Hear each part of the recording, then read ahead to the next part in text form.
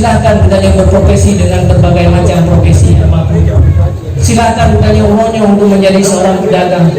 Silahkan kita hari ini untuk menjadi seorang ulama. Silahkan hari ini kita untuk menjadi seorang pemimpin. Semua fasilitas yang Allah berikan kepada kita adalah ada jalan untuk menuju kepada surga dan ada jalan untuk menuju kepada neraka jahanam.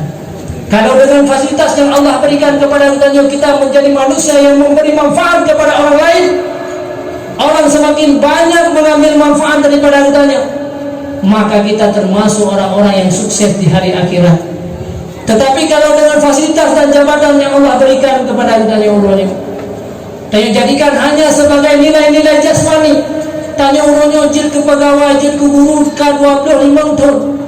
Setiap saat kita berangkat untuk belajar, setiap saat kita berangkat ke kantor, tetapi dia hanya semata-mata untuk mendapatkan gaji terhadap kita sudah 25 tahun, maka hanya untuk bisa kita hidup beberapa tahun lagi akhirnya yang sirna.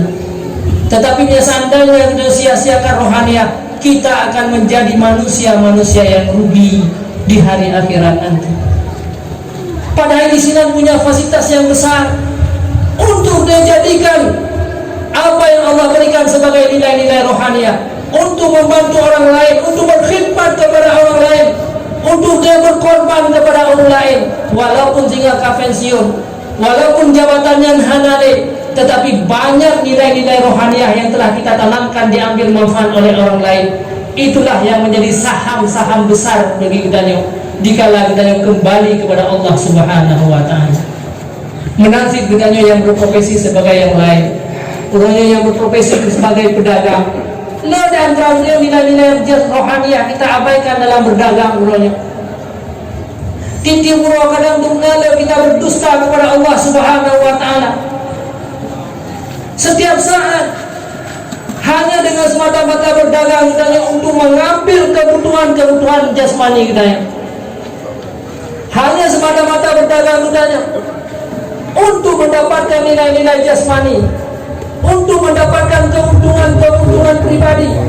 Kadang-kadang ada sulit dalam sirup terus bayangkan 10 tahun kita sudah berdagang, berapa banyak catatan kekurangan yang kita alami dalam hidup kita. Maka inilah yang perlu menjadi catatan. Baik sampai kita keuntungan yang kita dapatkan hanyalah keuntungan duniawi, sementara kita akan menjadi orang-orang yang rugi di hari akhirat. Padahal seandainya kita yang berdagang dengan memberikan manfaat kepada orang lain, dengan tadi fasilitas dengan tabukan, maka diambil manfaat banyak oleh orang lain. Maka dalam berdagang kita bukan sekedar kita mendapatkan keuntungan jasmani, akan tetapi kita banyak mendapatkan keuntungan rohaniah. Rohnya yang terjadi pada kala banyak para pedagang-pedagang hari ini, mereka berani untuk berdusta, berani untuk berkhianat, berani untuk mengucapkan kata-kata berkhianat kepada orang lain. Kadang si urut terus beberapa kali.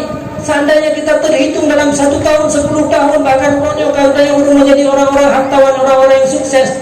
Tetapi catatan malaikat itu semuanya sudah ditulis, wahai saudaraku. Kita memang untung di dunia, orang-orang menganggap kita sukses di dunia. Tetapi setelah kita meninggal dunia nanti, kita menjadi orang-orang yang tidak sukses. Kita menjadi manusia-manusia yang rugi. Inilah manusia yang dia menjual akhiratnya dengan dunianya. Na'udzubillah summa na'udzubillah. Saudaraku sekalian yang seiman dan yang seagama, maka Allah telah memberikan fasilitas-fasilitas besar kepada kita. Maka marilah sisa-sisa umur kita umurnya, jadikanlah kita sebagai orang-orang yang diambil manfaat oleh orang lain. Jangan sampai kita menjadi manusia-manusia yang mengambil manfaat. Negara Rasulullah SAW, kenapa Rasulullah dan keluarganya mereka merupakan manusia-manusia yang terhormat, manusia-manusia yang istimewa. Semua pintu-pintu surga nanti semua tertulisnya kalimat la ilaha illallah Muhammadar Rasulullah. Tidak ada satu pintu surga pun yang tidak ditulis namanya Muhammad Rasulullah. Karena kenapa?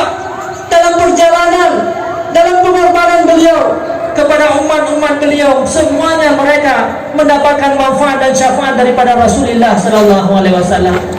Karena semua kepedihan beliau, semua pengorbanan beliau curahkan, berikan manfaat kepada pernah diceritakan di kala Rasulullah Sallallahu Alaihi Wasallam meninggal dunia. Tiba-tiba datanglah malaikat maut pada saatnya itu. Rasulullah menyampaikan, hai Fatimah, itulah tamu yang akan memisahkan manusia, tamu yang akan memisahkan seorang keluarga dengan keluarganya. Maka singkat cerita Ridwan sampaikan, di saat roh mau keluarnya rohnya Rasulullah Sallallahu Alaihi Wasallam, beliau teringat kepada umatnya.